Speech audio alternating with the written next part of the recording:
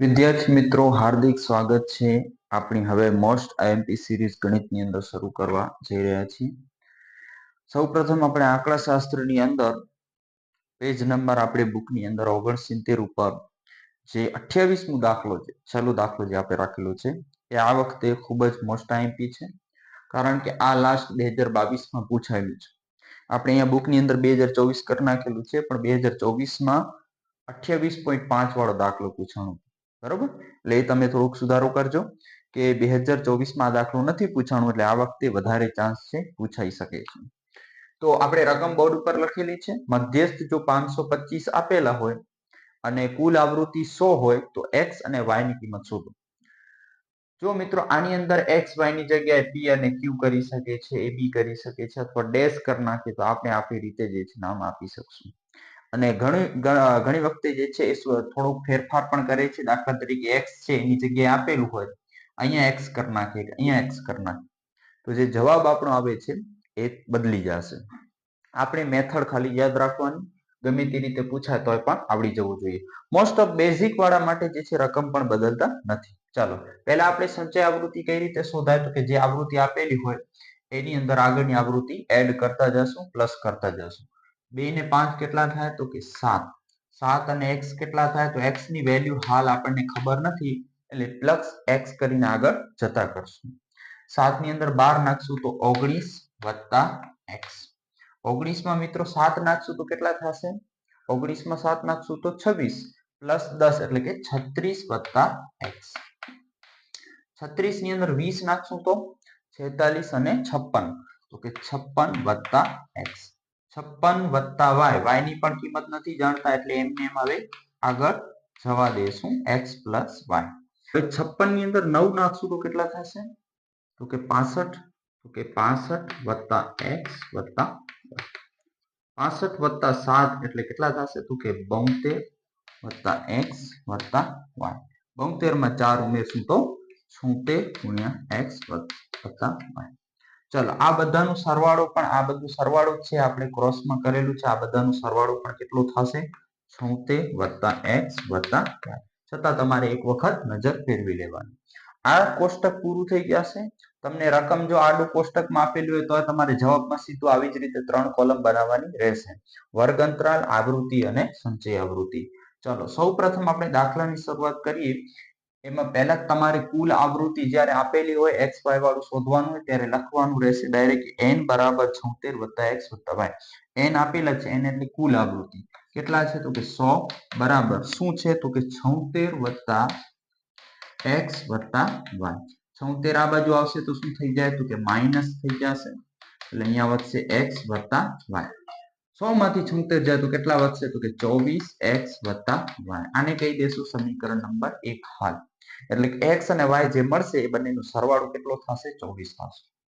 હવે આપણે કોષ્ટક ઉપર ફરી આવશું, કિંમતોને આપણે ધ્યાનમાં રાખશું। પહેલા જે આપણે સૂત્ર જે છે મધ્યસ્થનું સૂત્ર મૂકી દઈએ, n બરાબર l પ્લસ કૌંસમાં n/2 માઇનસ cf છેદમાં f ગુણ્યા x।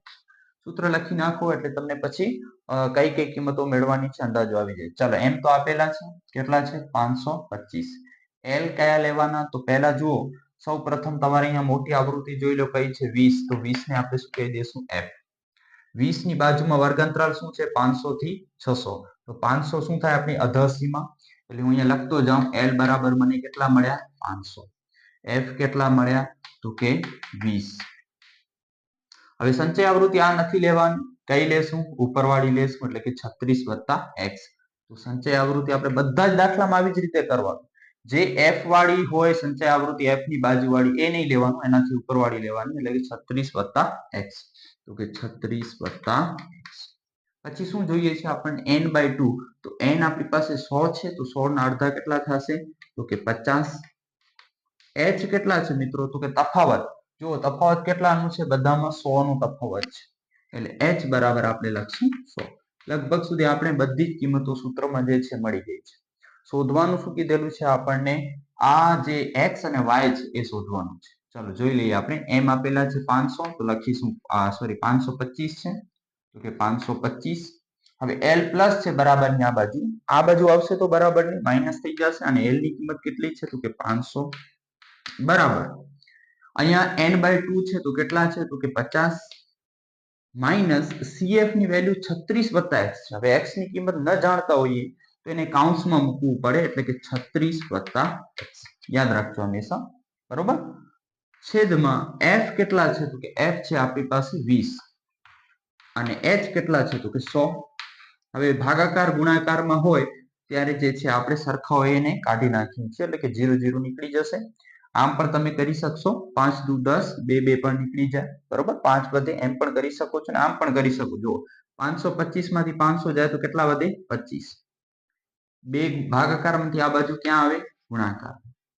અહીંયા છે 50 માઇનસ કૌંસને આપણે ખોલશું તો આ પ્લસ છે આ માઇનસ છે એટલે માઇનસ 36 થશે. આ પ્લસ છે આ માઇનસ છે તો માઇનસ x થઈ જશે એટલે આપણે એને કૌંસમાં મૂકતા હતા બરોબર આપણે જાણતા નહોતા એટલે આપણે કૌંસમાં રાખ્યું. આ બે આ બાજુ આવી ગયું છે ગુણ્યા કેટલા છે તો કે 10.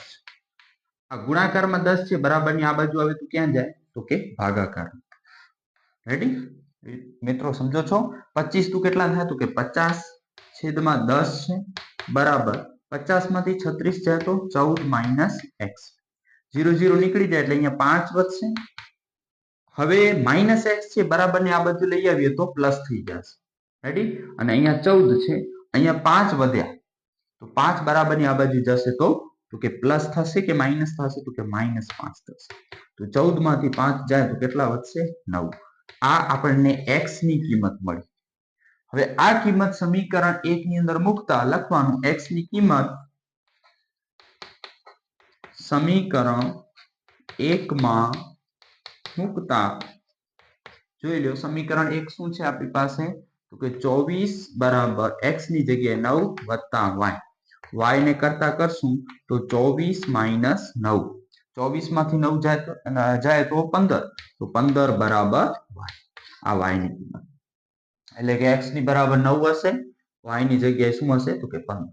હવે તમે જુઓ આ 20 છે 20 ની જગ્યાએ જે છે એ આપણને જે છે x આપી દે અથવા y આપી દે અહીંયા y ની જગ્યાએ 15 આપી શકે છે તો રકમ થોડી ઘણી કદાચ ચેન્જ કરે કારણ કે દર વર્ષે આ બે દાખલાઓમાંથી એક દાખલો હોય જ એટલે જરૂર નથી કે આને પૂછી લે આખું લગભગ સુધી આ રકમ નથી બદલતા એટલે વિદ્યાર્થીઓ કોઈ ટેન્શન લેવાની જરૂર નથી.